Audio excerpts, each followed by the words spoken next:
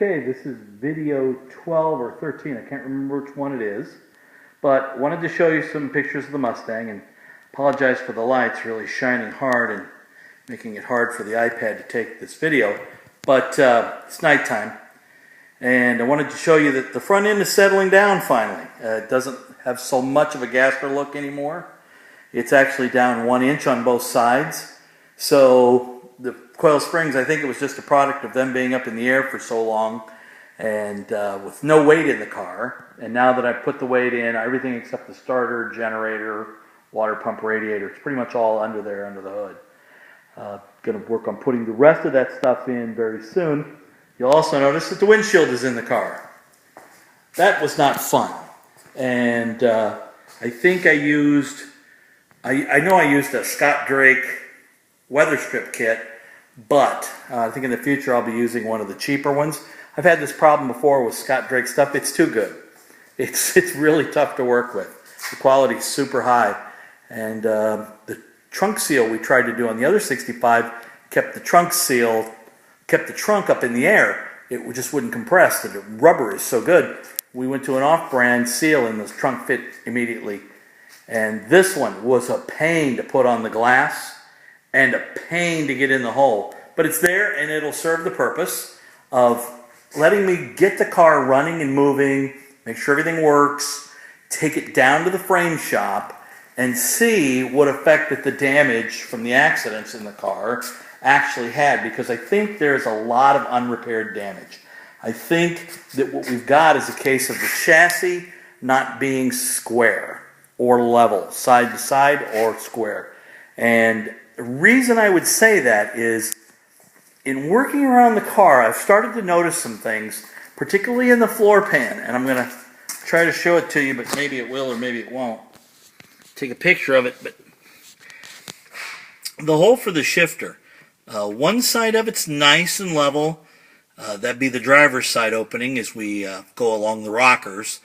The passenger side, however, though, has a bump in it, and I mean a serious pucker, to the tune of about, I'd say, a 1/4 inch.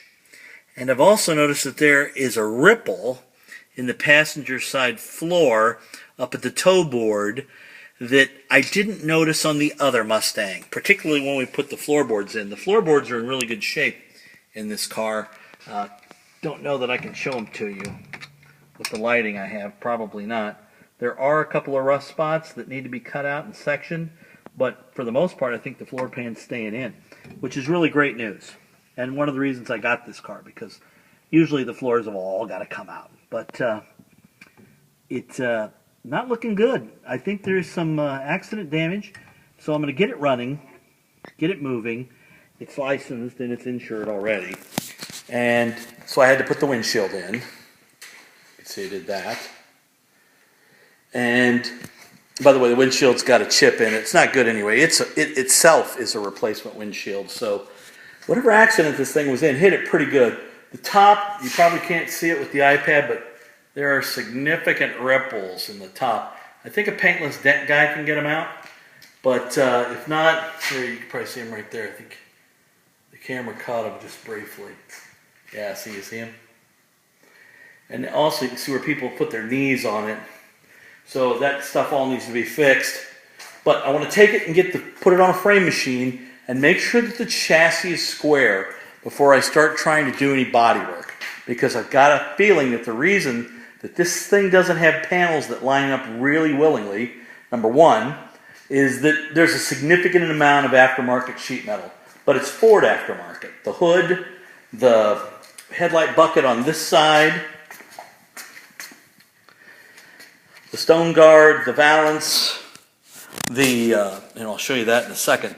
This passenger side fender, you can tell by the red primer, which is what Ford did. This door actually has no sound deadener sprayed in it, and it has a red oxide primer on the inside of the door. And I know that because I had the door panel off to fix the latch, and you can see the latch has actually got paint on it, which it shouldn't have been. It would have been normal colored, natural colored. And I think the door is a replacement as well. And then I also saw some There's some body work there. I don't know if you can see it. This is starting to pop and crack and come apart. A little bit of putty you can see around that rust hole too. So I think what I got is a significant amount of aftermarket sheet metal from Ford. Here you can see the front valance, and then there's its Ford shipping tag from its Ford parts distribution center here in Minneapolis. So, and that's upside down. That's right, you can't read it. So I looked at the deck lid, and I find a date stamp on it, and it looks to be the right date stamp. So I don't think the deck lid's been repaired, but I do think that this thing had an accident in the rear. You can tell by the rumpled rear panel and the rumper grill panel and the bumper being shoved in, that it got a little boot. And I don't know if that happened when they were pushing it in and out of storage places, but it just looks to me like it's been shoved around on. And if you look right here, you can see some chips there. These things look to be the stock pieces, so I don't think that's a big issue. But before I do any serious amounts of body work, I did want to take it down to my buddy Mark's and put it on the frame machine and let him pull everything back to where it's supposed to be and line the chassis all up so that if the panels don't fit, I know it's the panels and not the car. All right, that's enough of this. But just wanted to show you that. I did get the shifter out and the trannies in. Did a little work on the shifter. Actually had the shift lever for 3 and 4 seize up on the shift rod. First time I've ever seen that, ever. Rusted solid to it. The shift lever would not move on the shift rod, so I'd take that apart, drive them apart, sand them up, put them all back together. I really want to keep as many stock pieces as possible. Also took some steel wool to the shifter, cleaned that up. It probably should be replaced. It's not in great shape, but it works. It's functional. Bought a shifter overhaul kit, which is just the rubber bushings and a couple of trunnions, which I didn't need. The trunnions I have work just fine, but the shifter bushings, the shifter bolts, they're only $7, and you had to have them. I'm going to get the shifter back in the car, put the Z-bar back in, put the starter and generator back on it. The water pump hasn't shown up yet. I've got the thermostat housing. I'm going to get a radiator from probably Napa. They sell a really good-looking stock radiator. So, you know, the old one is up there. I've got it upstairs. But you can see just boogers and boogers of solder on it. Plus, they're fins per inch.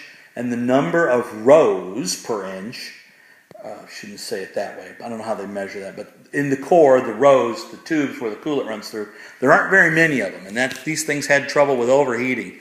Modern radiators have significantly more coolant passage tubes and a lot of fins to them. So I think the same size radiator, it looks stock, but it'll be from Napa, will do a better job of cooling the car. And really, it's a stocker. So it really shouldn't take very much. It's not like we're putting a cam and headers and gears and hot manifold and carburetor on it. So there it is, starting to look more and more like a car, less and less like a gasser. And once I get it all running and functioning, I'm going to tear it apart. I'm going to put it on a body cart so I can roll it around, send it out, get the bones of it media blasted, and start on the repair of the rear frame rails, and the rear quarters. When I get those done, we'll get the rest of the sheet metal blasted and hung back on the car. And hopefully in the springtime, we can get this thing out to paint and call it a car by the 4th of July. Later.